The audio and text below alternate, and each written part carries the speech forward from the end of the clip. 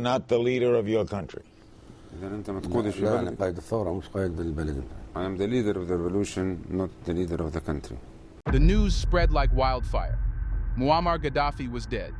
For some, it was a moment of confusion. For others, a deep, unbearable grief. And for those who truly understood what he stood for, it felt like the end of an era. In Libya, there was chaos. Some cheered, but many mourned. Across Africa, there was silence, a silence heavier than words.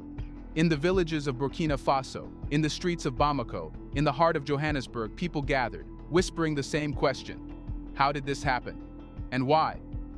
For over 4 decades, Gaddafi was not just the leader of Libya. He was a symbol of something greater. To many, he was a father, a protector, a visionary. A leader who believed in African strength, in unity, in a future where the continent no longer answered to foreign powers. And yet, in 2011, he was gone. His life was cut short, his country torn apart, and his dream of a powerful, independent Africa suddenly hanging by a thread. But was his death just the fall of a leader? Or was it something bigger, something planned? Because Gaddafi didn't die in battle. He didn't fall at the hands of his people. He was betrayed by the same leaders he once supported, by a system that feared his ideas, by forces that could not allow Africa to rise. This is the story of a man who dared to dream too big. The story of how he lived, how he fought, and how in the end his vision refused to die. Here, we would like to take a moment and thank you for supporting us and being a valued part of our strong community. And if you are not yet a member, we encourage you to join us and help build an even stronger community together. Let's get started.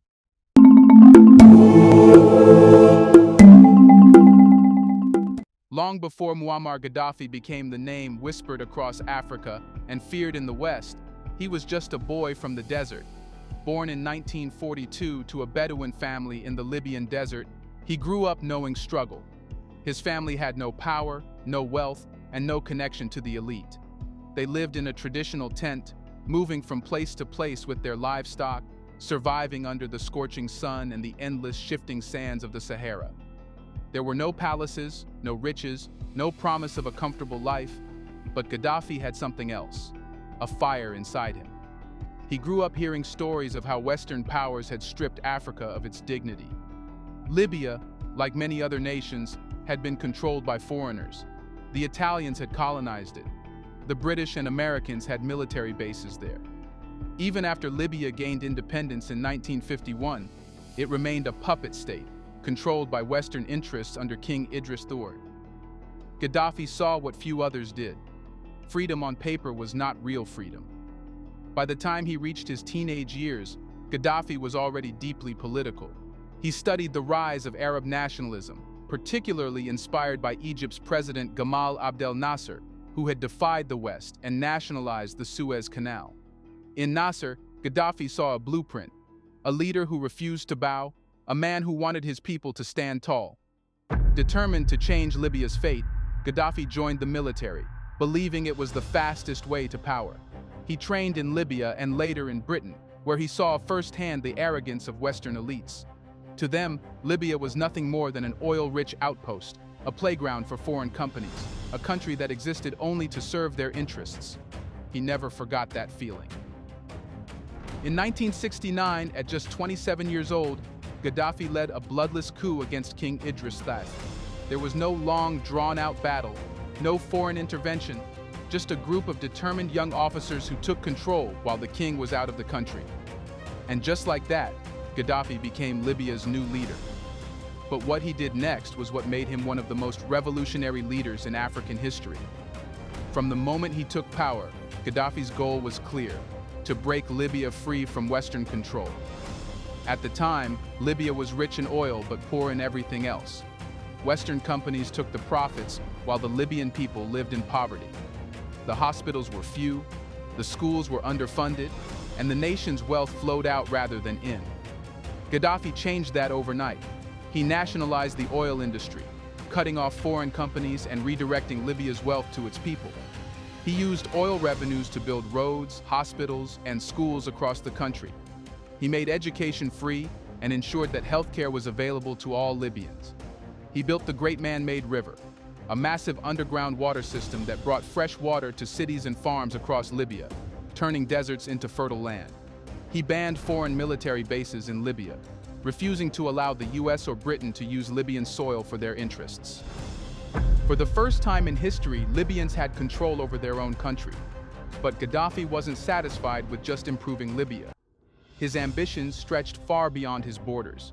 While many leaders focused on their nations, Gaddafi saw something bigger: a united Africa, free from foreign exploitation. He gave money and weapons to liberation movements fighting against colonial rule in Africa. He helped fund Nelson Mandela's ANC during the struggle against apartheid in South Africa. He supported freedom fighters in Namibia, Zimbabwe, and Angola. He pushed for a single African currency, backed by gold, to replace the dollar and the euro in African trade. To Gaddafi, Africa was not a collection of weak, divided nations. It was one continent, one people, with the potential to be a global superpower. And that terrified the West. If Africa ever became truly independent, if it ever controlled its resources, its trade, and its financial systems, Western powers would lose their biggest source of wealth. And so, from the moment Gaddafi became more than just Libya's leader, from the moment he started pushing for African unity, he became an enemy of the world's most powerful nations. But there was one mistake Gaddafi made, one that would come back to haunt him years later. He believed that loyalty meant something. Here's a reminder to please like and share the video and subscribe to our channel to watch more videos on Black culture, history, civilization, and identity. Let's continue now. He believed that his friends in Africa, the same leaders he had helped, would always stand by him. And that belief, that trust, would one day lead to his downfall. For decades, he had given his wealth, his resources, and his influence to African nations, expecting that when the time came, they would stand by him. He had funded their revolutions, armed their fighters, trained their soldiers, and even built their economies. He thought that when the world turned against him, Africa would protect him. But what he didn't see, what he refused to see, was that not everyone shared his vision. Some leaders wanted his help, but they didn't want his dreams. They wanted his power, but not his unity. And no one played this game better than Yoweri Museveni of Uganda. For years, Gaddafi saw Museveni as a trusted ally. It wasn't just politics. He saw Uganda as a country worth fighting for. He had stood by Idi Amin in the 1970s, sending money, weapons, and even troops to keep Uganda's government strong. Even after Amin was overthrown, Gaddafi never stopped investing in Uganda's future. So when Museveni rose to power in 1986, Gaddafi was there again, offering the same unwavering support. He helped Museveni train his army during Uganda's brutal civil war. He provided military intelligence, teaching Uganda how to defend itself from Western-backed insurgencies. He invested millions into Uganda's economy, buying stakes in Uganda Telecom, banks, and real estate. He even helped shape Uganda's security forces, with Museveni copying Libya's intelligence agencies to create his own. To the outside world, the relationship between Gaddafi and Museveni looked unshakable. They shared private meetings, exchanged gifts, and spoke openly about their friendship. Museveni even hosted Gaddafi in Uganda multiple times, treating him like a king. But beneath the surface, Museveni was playing a different game. He understood something that Gaddafi didn't. The world only allows one leader to rise at a time. And in Africa, Museveni wanted that leader to be himself. The first real sign of trouble came when Gaddafi pushed harder for African unity. Museveni, like many African leaders, liked the idea of a stronger Africa, but not if it meant giving up his power. Gaddafi wanted a single African government. Museveni wanted Uganda to stay independent. Gaddafi wanted one African military that could stand against Western powers. Museveni had built Uganda's army into a regional force and didn't want to share control. Gaddafi wanted an African currency backed by gold. Museveni had built relationships with Western banks and didn't want to risk them. To Museveni, Gaddafi's vision was too dangerous, too ambitious, and too disruptive. But instead of confronting Gaddafi openly, he waited. He watched as Gaddafi became more and more aggressive with his African Union plans. He saw how Western leaders became nervous and how NATO began discussing ways to weaken Libya. And when the time came, Museveni chose his side. The betrayal didn't happen overnight. Museveni didn't attack Gaddafi directly. That wasn't his style. Instead, he worked behind the scenes, whispering, maneuvering, and making quiet deals that would seal Gaddafi's fate. The US and the UK had always feared Gaddafi's power. But as long as he had weapons, they couldn't attack him outright. Museveni helped convince Gaddafi that the West was ready for peace, that if Libya gave up its nuclear weapons program, it would be accepted into the global system. Gaddafi listened. He dismantled his nuclear program, handing over his weapons to the West in 2003. With Gaddafi weakened, Museveni moved closer to the US. He strengthened military ties with NATO. He positioned Uganda as a key ally in the war on terror, supplying troops for US-led missions in Africa. He ensured that when the time came, the West would see him as their man, not Gaddafi. Gaddafi wasn't just a friend of Museveni. He influenced Uganda's traditional leaders. In 2008, Gaddafi visited Uganda and held meetings with tribal kings. He wanted to use traditional African rulers to unite the continent, bypassing politicians like Museveni. Museveni saw this as a direct threat to his authority. After that visit, Museveni made sure Ugandan leaders stayed away from Gaddafi. When NATO launched airstrikes on Libya in 2011, Gaddafi called for help. He expected Uganda and other African nations to speak up, to protest, to push back. Museveni said nothing. Uganda did not send troops. It did not challenge the invasion. It did not defend Gaddafi. As Libya crumbled under NATO bombs, Gaddafi began to see the betrayal. He had spent years trusting African leaders, thinking they would stand with him. But when the West came for him, they disappeared. Museveni had benefited from Gaddafi's money, military, and resources. But when the time came to fight for Libya, he stayed silent. This was the cold reality of power. Loyalty was an illusion.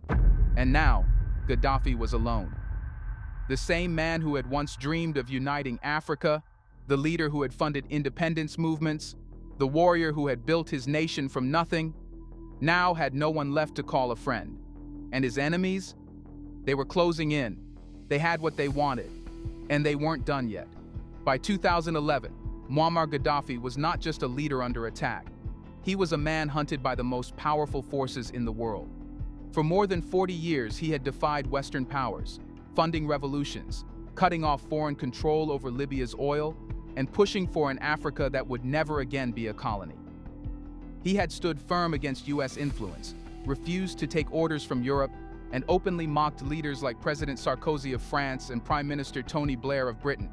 He had played his own game, making deals where it suited him and blocking those who tried to weaken his hold. But now, the game was changing.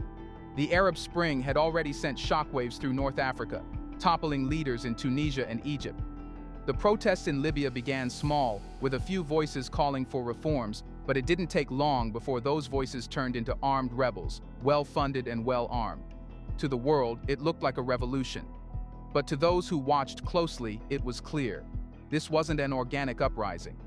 The speed with which the rebellion spread, the coordination of the attacks, the sudden access to advanced weaponry, none of it was natural. It was the same pattern seen in Iraq, the same strategy used in Syria. A government had been marked for destruction, and the hands pulling the strings were not just in Libya. The West had been waiting for this moment. They had tried for years to break Gaddafi. Economic sanctions hadn't worked. Political pressure had failed. Covert operations had been exposed. But now, they had the perfect excuse. The world was watching as Libya descended into chaos, and they would use it to justify what they had wanted to do all along: eliminate the one man who refused to bow. When NATO finally launched its bombing campaign, it was clear that this was not just about helping rebels. This was an operation designed to destroy Libya's government and remove Gaddafi from power at any cost. The first strikes targeted Libya's air defenses, military bases, and strategic command centers. Within days, Libya's ability to fight back against foreign aircraft was crippled. Then came the infrastructure attacks. NATO bombs fell on roads, bridges, water facilities, and everything that kept the country running. The message was clear. Gaddafi had no future. His country would be burned to the ground before he was allowed to win. But he refused to leave. He could have escaped. He had connections all over Africa, allies in Venezuela, and friends in Russia. He could have boarded a plane in the dead of night and lived the rest of his life in exile. But Gaddafi was not built that way. He would not run. He would not beg. He would not surrender. Instead, he moved from city to city, urging his people to fight back. In Tripoli, in Sirte, in Bani Walid, his supporters clashed with rebels, determined to hold on. But without air support, without proper supplies, it was only a matter of time. The noose tightened. His government officials began to disappear. Some defecting, others assassinated. Cities fell one by one, and suddenly, the man who once ruled with absolute power had nowhere left to go. By September 2011, Gaddafi was a fugitive in his own country.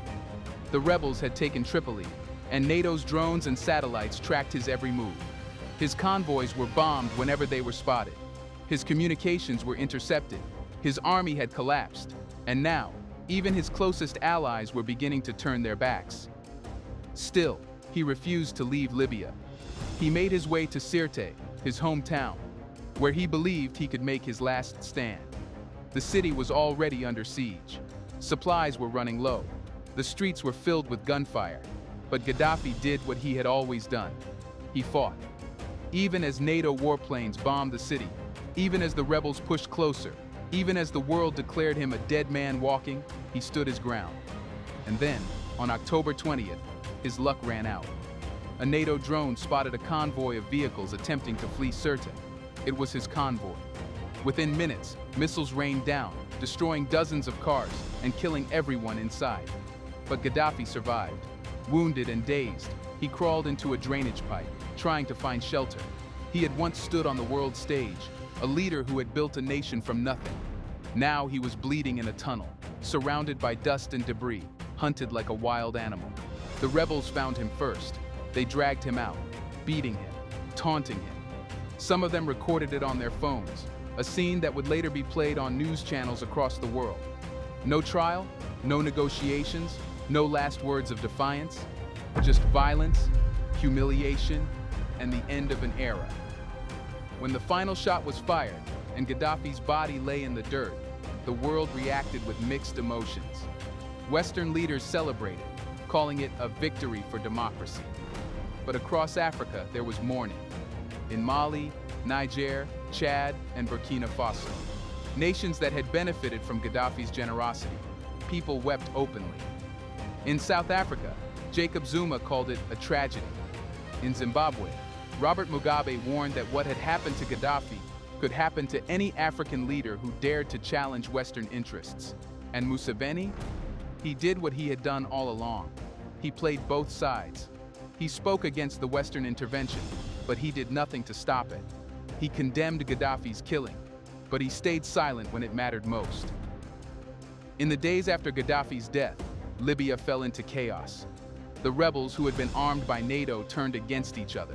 Cities burned, militias took control, insurgents flooded into the country, using Libya as a base for their operations.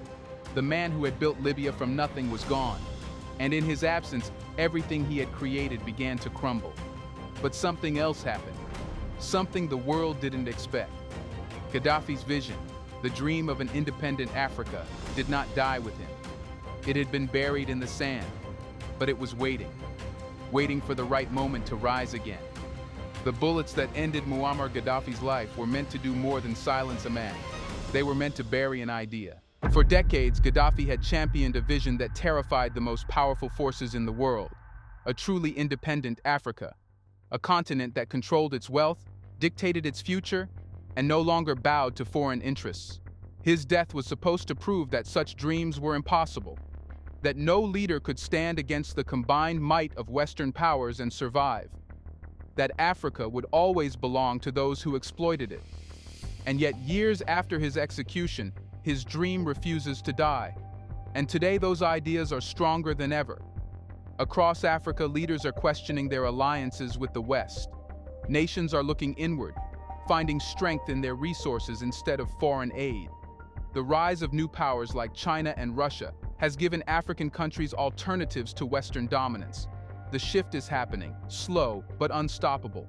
And in this new world, Gaddafi's vision is no longer a fantasy. It is a roadmap, a reminder that Africa does not need to be, a warning that betrayal comes with consequences, and a prophecy that, despite everything, the dream of African independence will rise again.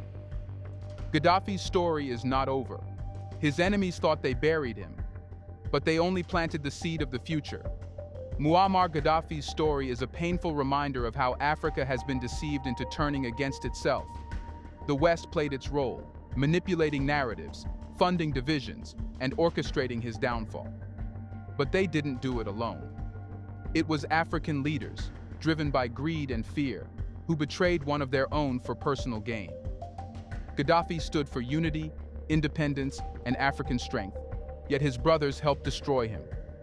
It is time to speak up, not just against Western cunning, but against the internal actors who sell Africa's future for power. The real enemy is not just external, it is within. Do you think that before we blame external powers, we should first question the internal actors? Let us know in the comments section. Does Africa need leaders who are so focused on their self-interest that they are willing to betray the continent? Do you want to watch more videos like this one? If so, subscribe to our channel and press the bell icon next to it. We have decided to bring videos on something nobody talks about: the Black culture, civilization, history, and evidence about how glorious Blacks have been. Thanks for watching, and until the next video, stay tuned.